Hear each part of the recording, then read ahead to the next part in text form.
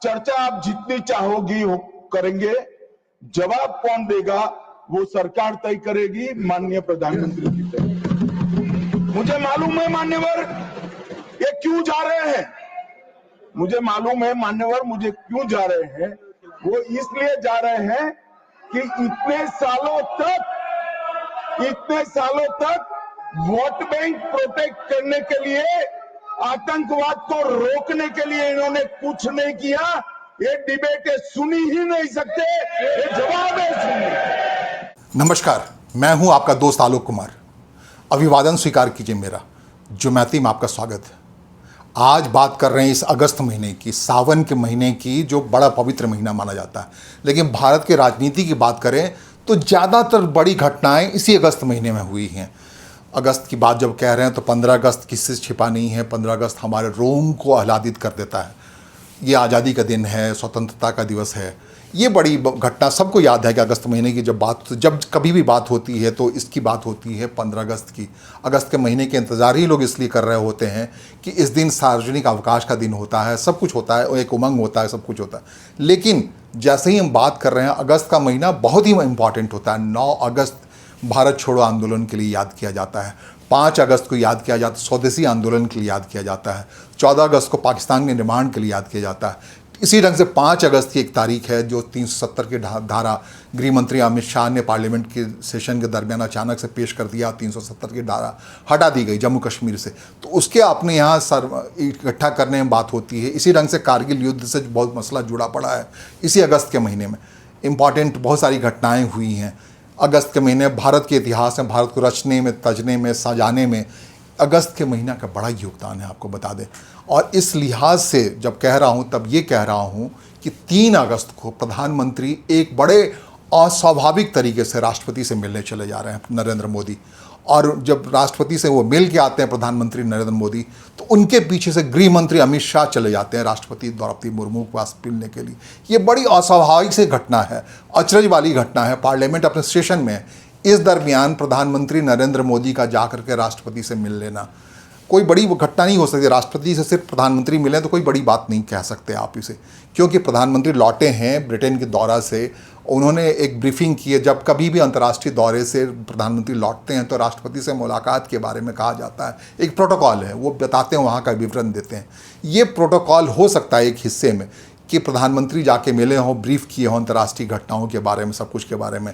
खास करके जिस ढंग से डोनाल्ड ट्रंप ने टैरिफ आयद किया है भारत पे, उस लिहाज से भी मुलाकात हो सकती है। प्रधानमंत्री राष्ट्रपति को सारी राष्ट्रीय घटनाओं से जो भी चेंजेस हैं उससे अवगत करा।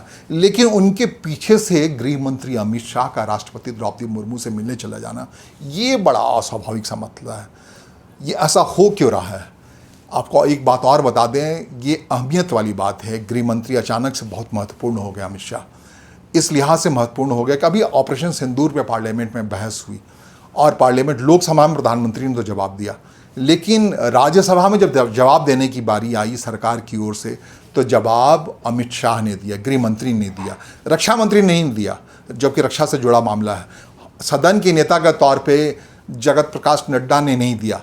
जेपी नड्डा सदन के नेता, राज्यसभा में नेता हैं भारतीय जनता पार्टी के सत्तारूढ़ दल के, उन्होंने नहीं, बल्कि गृह मंत्री अमित शाह ने वो जवाब दिया तमाम चर्चाओं का। और उसके बाद अभी प्रधानमंत्री के पीछे मिलने वो चला गया राष्ट्रपति से। तो ये अहमियत, ये अचरज भरे अस्वाभाविक घटनाक्रम अगस्त के महीने में भारत की राजनीति में देखने को मिल रहा है। आखिर इसके पीछे वजह क्या हो सकती है? एक बात बता दें, अटकल लगाना प्रधानमंत्री के किसी भी कदम के बारे में मीडिया को तो नहीं करना चाहिए। मैं जानता हूँ, एक अनुभवी मीडिया मैन के नाते मैं जानता हूँ कि जो कुछ भी अटकल हो सकता है उसके आसपास बातें हो सकती है, लेकिन अटकल को हम कह दें सटीक तौर पर प्रधानमंत्री सिर्फ इसी वजह से मिलने गए होंगे राष्ट्रपति से, ये कहना मुनासिब नहीं होगा। जब से गुजरात के मुख्यमंत्री बने हैं 2002 से भारतीय राजनीति में छाए हुए हैं और उनका हर फैसला अटकलबाजी के खिलाफ होता है, कोई भी अनुमान के खिलाफ होता है। कोई भी अनुमान लगाता है उनके मंत्रिमंडल में कौन लोग शामिल होंगे, अगर आप ये अनुमान लगा के अखबारों में छाप दें, मीडिया में कहना शुरू कर दें, तो ये बात सुनिश्चित हो जाती है वो व्यक्ति तो नहीं होगा। इसी ढंग से मंत्रिमंडल विस्तार की बात के अलावा कोई महत्वपूर्ण फैसला हो जिसके बारे में कोई अटकल लगाया गया हो तो लाल बुझक्कड़ ही बन जाता है अटकल लगाने वाला। लेकिन फिर भी हमारा काम है हम अनुमान लगाएं, हम बताएं, आपको बताने की कोशिश करें कि हो सकता है इसके आसपास कोई मसला हो। जैसे एक बड़ी बात हो सकती है अगस्त के महीने में जो सबसे बड़ी बात हो सकती है कि सरकार के पास वन नेशन वन इलेक्शन का पूरा चार्टर तैयार है, पूर्व राष्ट्रपति रामनाथ कोविंद के नेतृत्व में बनाया गया ये रिपोर्ट पूरी तरह से तैयार है। हो सकता है सरकार इस मुतल्लिक कोई कदम उठाने जा रही हो सकता है पार्लियामेंट के इसी सेशन में, इसी मानसून सत्र में वन नेशन वन इलेक्शन का ये जो विधेयक है पेश कर दिया जाए, उसे इम्प्लीमेंट कर दिया जाए, उसे आयत कर दिया जाए। उसमें एक सुझाव है 2029 में मान लीजिए अगर लोकसभा चुनाव के साथ सभी राज्यों का चुनाव होता है तो तकरीबन उस समय 18 से 20 राज्य ऐसे होंगे जिन्हें पहले ही विधानसभा भंग करनी पड़ेगी 28 राज्यों में से, और तब ये सूरत बनेगी वन नेशन वन इलेक्शन का, अगर वो 2029 की बात करते हैं। लेकिन प्रधानमंत्री मुलाकात का ये उद्देश्य किसी मध्यावधि चुनाव को लेकर के है, लोकसभा पहले भंग करने को लेकर। तो आपको बता दें कई महत्वपूर्ण राज्यों के चुनाव, 6 राज्यों के चुनाव 28 राज्यों में, जो बड़े राज्य हैं वो अभी लगे लगे होने वाले हैं। उसमें बिहार का चुनाव है, अभी तुरंत होना है, अगले 50 दिन में होना है, नवंबर में वहाँ सरकार बननी। उसके बाद उस बिहार के पड़ोस का राज्य है पश्चिम बंगाल, वहाँ चुनाव होना है, वहाँ विधानसभा का चुनाव होना है। पश्चिम बंगाल में बड़ी संख्या में सीटें हैं लोकसभा की। इसके बाद तमिलनाडु जो बहुत बड़ा राज्य है, 40 लोकसभा सदस्यों वाला राज्य है। इसके अलावा केरल एक बड़ा राज्य है। उन सब का अगले साल की शुरुआत में ही चुनाव की तारीखें हैं, विधानसभा चुनाव की तारीखें हैं। त्रिपुरा का होना है, 5 राज्य, मतलब ये 6 राज्य हैं, अगले साल 5 राज्य और बिहार का, ये 6 राज्यों के चुनाव होने। और ठीक उसके अगले साल शुरुआत में ही होना है उत्तर प्रदेश का चुनाव, 81 लोकसभा सीटों वाले राज्य का उत्तर प्रदेश का चुनाव होना है, असम का चुनाव होना है। ये सारे महत्वपूर्ण राज्य हैं। लगभग देश में एक बड़ी संख्या में जो विपक्षी दलों द्वारा शासित राज्य हैं, जैसे पश्चिम बंगाल है, तमिलनाडु है, केरल है, इन राज्यों के चुनाव लटके पड़े हैं, आने वाले हैं, तुरंत आने वाले हैं। तो अगर मध्यावधि चुनाव की ऐसी सूरत बनती है और उसके मध्यावधि चुनाव के साथ ही लोकसभा और विधानसभा का चुनाव कराया जाता है तो 2029 में अगर होता है ऐसा, तो जब 18 से 20 राज्यों में नौबत आएगी, वो राज्य घट करके इस वक्त अगर मान लीजिए बिहार विधानसभा का कार्यकाल 6 महीने का बढ़ाया जाता है, चुनाव 6 महीने का टाल दिया जाता है, तो 6 महत्वपूर्ण राज्यों के चुनाव एक साथ हो सकते हैं, जो कि जिसके लिए अलग से कवायद करने की जरूरत नहीं, उसके विधानसभा भंग कराने की जरूरत नहीं। विधानसभा भंग कराने की नौबत आती है तो जो महत्वपूर्ण राज्य हैं उसमें, वो राज्य मूलतः भारतीय जनता पार्टी शासित राज्य है, वहाँ विधानसभा चुनाव कभी भी कराया जा सकता, कभी भंग कराया जा सकता। उसके लिए सरकार को अलग से कोई कवायद करने की जरूरत नहीं है। जैसे 2027 में उत्तर प्रदेश का चुनाव है। इसके अलावा जो अभी चुनाव हुआ है जिन 5 राज्यों का, उसमें बड़ा महत्वपूर्ण राज्य जो है राजस्थान में भारतीय जनता पार्टी की सरकार बनी है, मध्य प्रदेश में भारतीय जनता पार्टी की सरकार बनी है, उड़ीसा में भारतीय जनता पार्टी की सरकार बनी है, छत्तीसगढ़ में भारतीय जनता पार्टी की सरकार बनी है। रही तेलंगाना की बात, वहाँ कांग्रेस की सरकार है, हिमाचल में कांग्रेस सरकार है। इन सारे सरकारों को आप कुल मिलाकर के ये बड़े सरकार जो महत्वपूर्ण सरकार हैं, ये पक्ष और विपक्ष के महत्वपूर्ण दल मिलकर के इकट्ठे तय कर सकते हैं कि इन संभावनाओं पर कांग्रेस पार्टी को बड़ा ऐतराज़ नहीं हो सकता कि वो भी 99 में अटकी पड़ी है। 99 को पार करने के लिए उसका मध्यावधि चुनाव सूट कर रहा है। अगर विपक्ष के तेवर को देखें तो उनको लगता है कि हाँ, एक कोशिश करके वो बड़ी संख्या ला सकते हैं। तो मुख्य प्रतिपक्षी दल भारतीय कांग्रेस पार्टी को ये ज़्यादा दिक्कत नहीं आ रही। भारतीय जनता पार्टी भी चाह रही है 2024 में जो उसे झटका लगाया 240 में आके ठहर गई, उसकी पूरी संख्या, खास करके मोदी के प्रधानमंत्री मोदी कार्यकाल के तीसरा कार्यकाल जो है उसमें घट कर के पहले कार्यकाल में, पहले 2014 में भारतीय जनता पार्टी अकेले दम पे 282 सांसदों को जिता के ले आई थी। उसके बाद 2019 में तो और भी कमाल हो गया था, 330 सांसद अकेले भारतीय जनता पार्टी के थे। वो कहने को वो एनडीए की सरकार थी, भारतीय जनता पार्टी के इस पे रहमो करम पे था, एनडीए के पार्टनर को उसमें रखा गया था। वो बिल्कुल मुक्त हाथ से प्रधानमंत्री नरेंद्र मोदी भारतीय जनता पार्टी के नेता का तौर पे उसे चला रहे थे। लेकिन इस बार 2024 में जो सरकार है वो 272 सीटें चाहिए पूर्ण बहुमत के लिए। तो ये इस बार की सरकार बिल्कुल एनडीए की सरकार है। और एनडीए में जो बड़े होशियार पार्टनर्स हैं, जैसे जनता दल यू, नीतीश कुमार की पार्टी बहुत होशियार माना जाता है, उनको राजनीतिक परिपक्वता का लेवल काफ़ी हाई है। इसके अलावा दूसरे चंद्रबाबू नायडू जो आंध्र प्रदेश के मुख्यमंत्री हैं, उनकी पार्टी के मदद के बिना ये सरकार नहीं चल सकती। 272 का आंकड़ा पार नहीं हो सकता है। तो ये बड़ी महत्वपूर्ण है। ये पूरी तीसरा कार्यकाल जो प्रधानमंत्री नरेंद्र मोदी का है, ये बैसाखी वाला कार्यकाल है, भले ही दिखे नहीं, लेकिन जिस ढंग से उनको बहुत सारे समझौते करने पड़े भारतीय जनता पार्टी को, भारतीय जनता पार्टी कैडर्स को, एनडीए के तरीके से ये सरकार है, ये सच में एनडीए की सरकार है। तो इससे मुक्ति के लिए भारतीय जनता पार्टी के मुफीद होगा कि ऐसा कोई वन नेशन वन इलेक्शन के नाम पे मध्यावधि चुनाव की नौबत आती है। ये सारी अटकलों की बात मैं कह रहा हूँ, साफ कर दूँ तो उस सूरत में ये सूट करता है लोकसभा चुनाव समय से पहले करा लिया जाए, और बहुत महत्वपूर्ण विधानसभाओं के चुनाव जब आसपास हैं तो उसके साथ बाकी राज्यों, जो मैं कह रहा हूँ 2029 में जो रेफरेंस है 18 से 20 राज्यों में पहले ही विधानसभा का सत्र खत्म करना पड़ेगा, मध्यावधि चुनाव ले जाना पड़ेगा उनको, तब ये बात बन पाएगी वन नेशन वन इलेक्शन। लेकिन अगर अभी होती है 2026 में या 27 के बीच में ऐसा कोई फैसला ले लिया जाता है पार्लियामेंट के अंदर, तो ये काम थोड़ा ज़्यादा सहज और सरल हो पाएगा।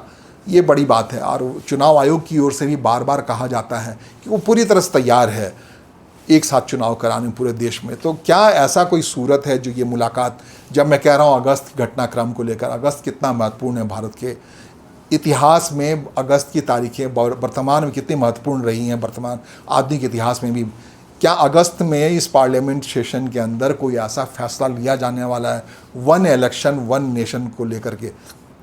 तो क्या इसी वजह से इस पार्लियामेंट सत्र को बढ़ा के रखा गया है प्रधानमंत्री के प्राचीर से जो संबोधन है उससे आगे? ये एक बात हो सकती है। दूसरी अटकलबाजी जो विपक्ष के लोग, और ममरिंग बड़ी तेज़ी से चल रही है, दूसरी अटकलबाजी पे गौर करने वाली बात है कि प्रधानमंत्री 17 सितंबर को 75 साल के हो रहे हैं। तो 75 साल के मौके पर क्या प्रधानमंत्री कोई ऐसा स्टेप लेने वाले हैं? जब वो 2014 में आए थे प्रधानमंत्री बन करके पहली बार, तब 75 साल के नेताओं को मार्गदर्शक मंडल में डाल दिया गया था। सिर्फ प्रधानमंत्री ही नहीं, राष्ट्रीय स्वयंसेवक संघ के जो प्रमुख हैं मोहन भागवत साहब, वो प्रधानमंत्री से 6 दिन बड़े हैं।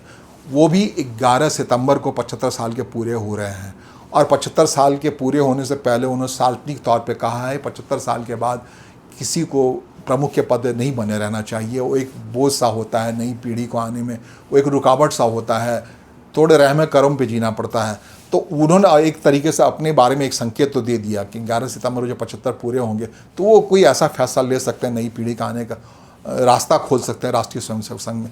तो चूँकि मातृ संगठन है राष्ट्रीय स्वयंसेवक भारतीय जनता पार्टी की, खुद प्रधानमंत्री नरेंद्र मोदी स्वयंसेवक हैं, तो क्या राष्ट्रीय स्वयंसेवक प्रमुख अगर ऐसा कोई फैसला करते हैं तो क्या ये फैसला प्रधानमंत्री नरेंद्र मोदी पे भी लागू होगा? ऐसी ममरिंग है। तो ये मुलाकात उस संदर्भ में महत्वपूर्ण है क्या?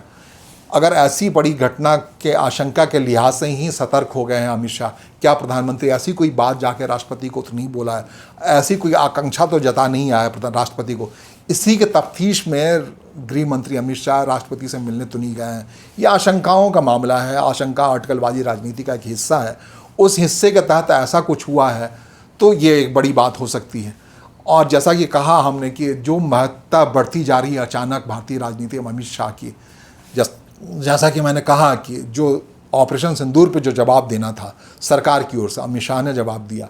एक भी वर्ष खाली नहीं गए मन में, और हमें पूछ रहे कि आपने क्या किया। 100 दिन तक पूछते ही रहे कहां गए, क्या किया क्या किया क्या किया। अब मुझे बताओ भाई, 2005 से शुरू कर 2011 तक आपने क्या किया? कांग्रेस पार्टी ने क्या किया?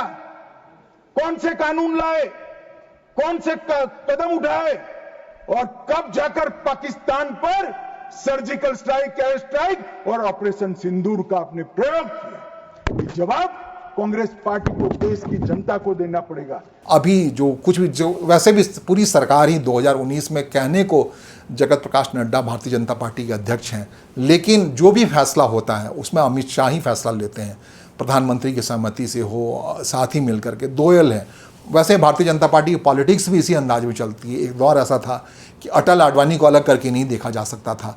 जो भी फैसला लेते थे अटल बिहारी वाजपेयी, अमित शाह, आडवाणी जी की उसमें सहमति होती थी। आडवाणी जो भी फैसला लेते, अटल जी, दो मिलकर के एक होते थे। यही हाल जब से 2014 से प्रधानमंत्री अध्यक्ष दिल्ली आए हैं और प्रधानमंत्री बने हैं नरेंद्र मोदी, तब से नरेंद्र मोदी और अमित शाह की जोड़ी को उसी अंदाज में देखा जा रहा है। हाल के वर्षों में तो बड़ी अहमियत बढ़ गई है अमित शाह के। थोड़े दिन बीच में थोड़ा फासला सा लगता भी था, लेकिन अब तो बिल्कुल ही नहीं लगता। खास करके पार्टी के संदर्भ में, राज्यों के फैसले के संदर्भ में, मंत्रिमंडल के संदर्भ में, जो कुछ भी है, हर कोई मानता है मुलाकात सब कुछ। जो यंग हैं 75 साल अभी उनका होना बहुत बाकी है, यंग 55 साल के हैं, सिर्फ 20 साल के बाद 75 के होंगे अमित शाह। तो क्या ये सारी चीज़ें उसकी इर्द गिर्द होती जा रही हैं? ये अटकलों का दौर है। जैसा कि मैंने कहा, प्रधानमंत्री नरेंद्र मोदी के किसी फैसले को लेकर के अनुमान लगा लेना कि इस मुलाकात का ये कारण होगा, ऐसा ही कारण होगा, ऐसा कारण, उससे इतर कोई बात निकलती है। लेकिन अनुमान का लगाना है, विवेक का मामला है। जो कुछ मेरे दिमाग में आ रहा है, मीडिया के दिमाग में आ रहा है, लोगों के जहन में आ रहा है, ये दो महत्वपूर्ण मसले हैं। क्या प्रधानमंत्री के जो 75 साल पूरे होने के मौके पर जो कुछ भी आशंकाएं, आकांक्षाएं जताई जा रही हैं सत्ता पक्ष विपक्ष की ओर से, उससे जुड़ा ये मुलाकात है क्या? क्योंकि इस मुलाकात के पीछे अमित शाह गए हैं मिलने के लिए। देखिए क्या होता है आगे, अगले बुलेटिन। इस मुलाकात के राज धीरे धीरे खुलेंगे। पार्लियामेंट सेशन है, वहाँ भी कई सवाल होंगे ऐसे मुलाकातों को लेकर के। इन मुलाकातों की आखिर वजह क्या है? क्या देश के उपराष्ट्रपति पे एक सहमति बनाई जानी है, इसके लिए हुई है मुलाकात? क्या वन नेशन वन इलेक्शन को लेकर के जो कुछ हो रहा है उसको लेकर ही मुलाकात हुई है? क्या प्रधानमंत्री और राष्ट्रीय स्वयंसेवक संघ के बीच में जो कुछ चल रहा है उसे लेकर ही मुलाकात हुई? ये मुलाकात के कारण अगस्त का महीना है, ज़्यादातर घटनाएं इसी महीने घटती हैं भारत के संदर्भ में। पाकिस्तान में इसी वक्त बना था, शेख हसीना पिछले साल इसी अगस्त में भारत चली आई थी, वहाँ की घटनाक्रम। तो भारतीय उपमहाद्वीप में जो कुछ होता है इसी अगस्त के महीने में होता है। भारत छोड़ो आंदोलन की बात करें, आज़ादी की तारीख की बात करें, पाकिस्तान के बनने की बात करें, स्वदेशी आंदोलन की बात करें, ये सब कुछ इसी महीने में हुआ है, इसी अगस्त के महीने में। तो क्या एक बार 2025 का अगस्त की कोई तारीख बहुत महत्वपूर्ण होने वाली है भारत के इतिहास में? क्या लाल किला प्राचीर से इस बार प्रधानमंत्री कोई ऐसा अचरज बड़ा, कोई बड़ा आंसर देने वाला है, कोई ऐसा जवाब देने वाले हैं सरकार के सामने, एक सवाल खड़े करने वाले हैं भारत के संदर्भ में? ये देखना होगा। इस अगस्त की तारीख तक लोगों की धड़कनें बढ़ी हुई हैं, इच्छाएं बढ़ी हुई हैं, आकांक्षाएं बढ़ी हुई हैं। क्या होता है देखते हैं हम लोग आगे। नमस्कार, धन्यवाद।